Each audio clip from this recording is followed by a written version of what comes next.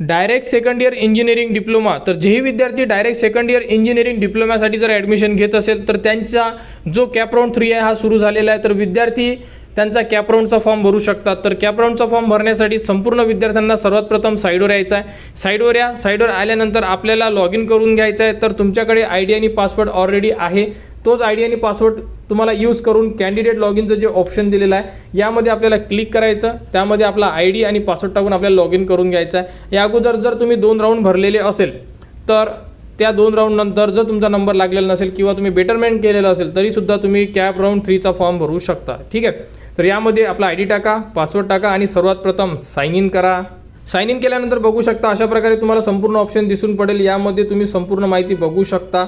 यामध्ये आपल्याला option form, त्यानंतर बघा इथे कॅप राऊंड 3चं ऑप्शन दिलेलं आहे तुम्हाला. तुमच्या लॉग इनमध्ये जर असं ऑप्शन असेल तर तुम्ही इलिजिबल आहात कॅप राऊंड 3साठी, आणि जर तुमच्या याच्यात जर हे ऑप्शन नसेल तर याचा अर्थ तुम्ही इलिजिबल नसेल किंवा तुम्ही ऑलरेडी पहिल्या राऊंडमध्ये किंवा दुसऱ्या राऊंडमध्ये तुमचा नंबर लागलेला असेल. या प्रकारे माहिती तुम्हाला इथे दिसून पडत आहे. तर ठीक आहे. तर आता आपल्याला कॅप राऊंड 3चा फॉर्म भरायचा आहे कारण की या विद्यार्थ्याचा नंबर लागलेला नाही आहे त्यामुळे. तर कॅप राऊंड 3चं जे ऑप्शन आहे इथे क्लिक करा.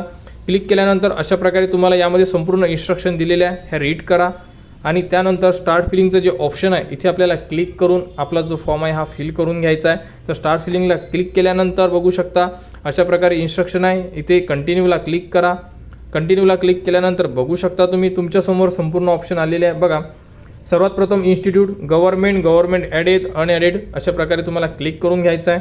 ऑटोनॉमस कॉलेज पाहिजे आहे, नॉन ऑटोनॉमस, आम्हाला दोन्ही पाहिजे, दोन्ही ऑप्शन घेतलेला आहे. त्यानंतर मायनॉरिटी असाल तर येस करा, अदरवाईज नॉन मायनॉरिटीला क्लिक करून घ्या. अशा प्रकारे तुम्हाला तिन्ही ऑप्शन यामध्ये फिल करून घ्यायचे आहे. तर हे ऑप्शन फिल केल्यानंतर बघू शकता त्यानंतर तुम्हाला डिस्ट्रिक्ट चूज करायची आहे, कोणत्या डिस्ट्रिक्टला तुम्हाला ॲडमिशन घ्यायची आहे. तर यामधून जे डिस्ट्रिक्ट पाहिजे आहे तुम्हाला ती डिस्ट्रिक्ट चूज करून घ्या. मल्टिपल डिस्ट्रिक्ट तुम्ही चूज करू शकता, म्हणजे तुम्हाला जर वेगवेगळ्या डिस्ट्रिक्टमध्ये ॲडमिशन घ्यायची असेल तर तुम्ही तशासुद्धा डिस्ट्रिक्ट यामध्ये ॲड करू शकता.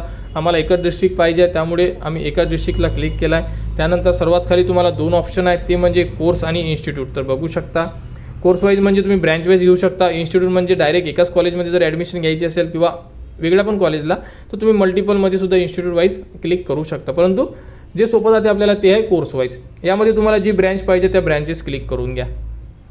तुम्ही कितीही ब्रँचेस चूज करू शकता यामध्ये दिलेल्या ऑप्शनमधून. ठीक आहे.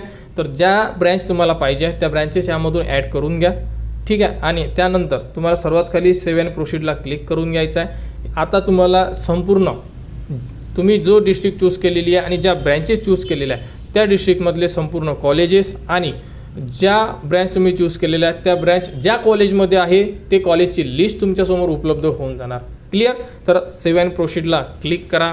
सेव्ह अँड प्रोसीडला क्लिक केल्यानंतर बघू शकता अशा प्रकारे तुमच्यासमोर ब्रँचेस आणि कॉलेजचे नाव आणि डिस्ट्रिक्ट आलेला आहे. इथे कोड वगैरे दिलेला आहे. आता काय करायचं बघा, हे आम्ही डेमोसाठी भरतोय. तुम्हाला जेवढे कॉलेजेस पाहिजे आहे, जेवढ्या ब्रँच पाहिजे आहे तुम्ही मल्टिपल ॲड करू शकता. ठीक आहे. आता तुम्हाला यामधून जेवढे कॉलेज पाहिजे हे जे चेकबॉक्स दिलेलं आहे इथे क्लिक करून घ्या. क्लिक केल्यानंतर तुमचे जे कॉलेज पाहिजे ते ॲड होऊन जाणार. ॲड झाल्यानंतर तुम्हाला इथून सेव्ह अँड प्रोसीड करायचं आहे. आता करायचं आहे तुम्हाला सिक्वेन्स, म्हणजे आता आपल्याला सिक्वेन्स लावायचा आहे 1 2 3 4 वाला. क्लिअर. अशा प्रकारे तुम्ही जे कॉलेजेस पाहिजे हे तुमच्या सिलेक्टेड लिस्टमध्ये ॲड करून घ्या. त्यानंतर बघू शकता आम्हाला फक्त 2च कॉलेज पाहिजे आहे, जास्त कॉलेज पाहिजे नाही. तुम्ही किती पण टाकू शकता, 2 4 10 20 25 30 काही हरकत नाही आहे.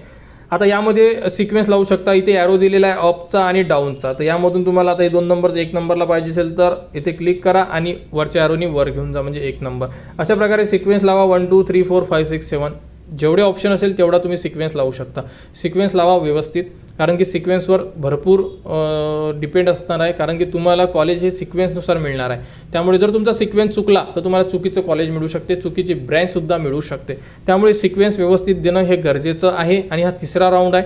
जर तुमचा नंबर लागलेला नसेल तर व्यवस्थित फॉर्म भरा, यामध्ये एकही चूक व्हायला नको आणि तुम्हाला तुमच्या आवडीचं कॉलेज मिळायला हवं आहे. ठीक आहे. त्यानंतर आता सेव्ह अँड प्रोसीडला क्लिक करा. तर बघू शकता तुमच्यासमोर तुम्ही सिलेक्ट केलेले कॉलेज फायनल जे तुम्ही आता सिक्वेन्स दिलेला आहे त्यानंतर जी लिस्ट आहे आता फायनल हे तुमच्यासमोर उपलब्ध होऊन जाणार. इथे तुम्हाला तुमचा पासवर्ड टाकायचा आहे, जो पासवर्ड तुम्ही लॉग इनसाठी यूज केलेला आहे तो पासवर्ड टाका आणि सेव्ह अँड प्रोसीड करा.